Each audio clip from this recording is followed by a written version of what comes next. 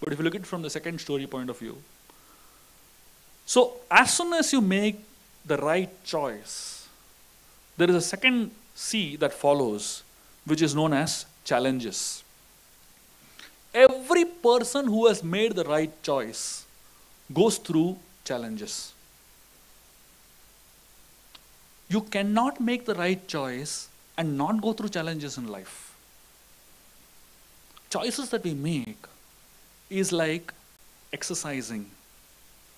When we exercise, we lift a weight, and the more we lift that weight, the more the muscles become stronger.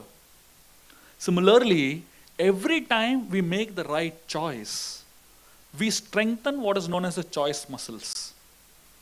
It helps us strengthen the choice muscles so that eventually we keep making the right choices. Every time we choose to succumb to the wrong choice, we are making the choice muscles weaker. And every time we come across an opportunity to make a choice, our muscles won't be strong enough to make those choices. Because every time you make a choice, there follows what is known as challenges. Paying respects. That means the Narayanastra cannot be fought against.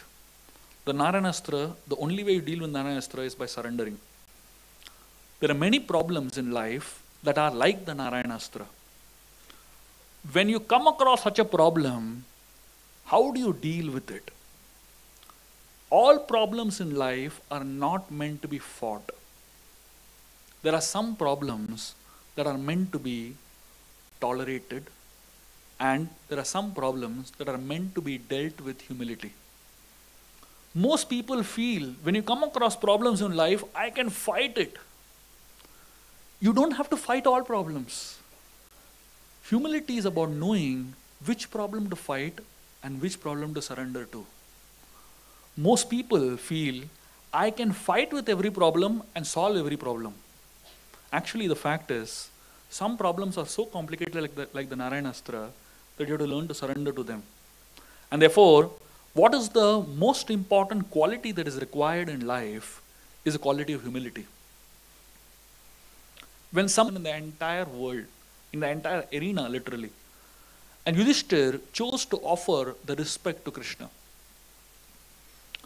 What it really teaches us, what the story really teaches us is that when we are at the peak of our success, how do we handle our own self?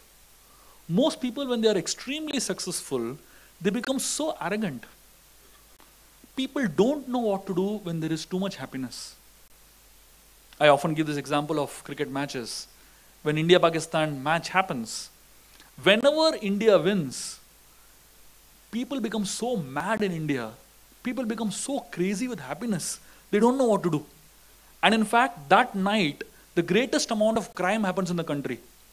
The greatest amount of liquor gets consumed in the country. Because so much happiness, you don't know what to do with that happiness.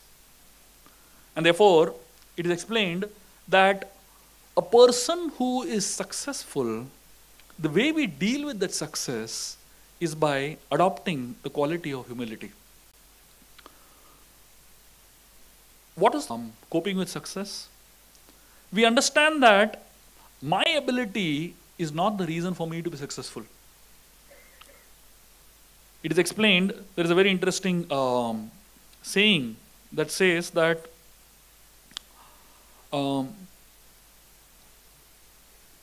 talent is God-given. We should be humble about it.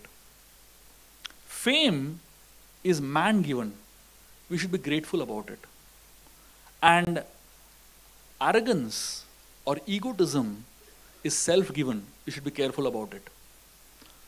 And therefore, for most people who become successful in life, what they need to learn is a quality of humility. When we go through challenges in life, those challenges will probably give us success. And when we become successful, in spite of the challenges, the next challenge that comes is to deal with that success. There's a story that I love to tell. Listen, this is the daily job of God. Handling success is not easy. And so is handling failures.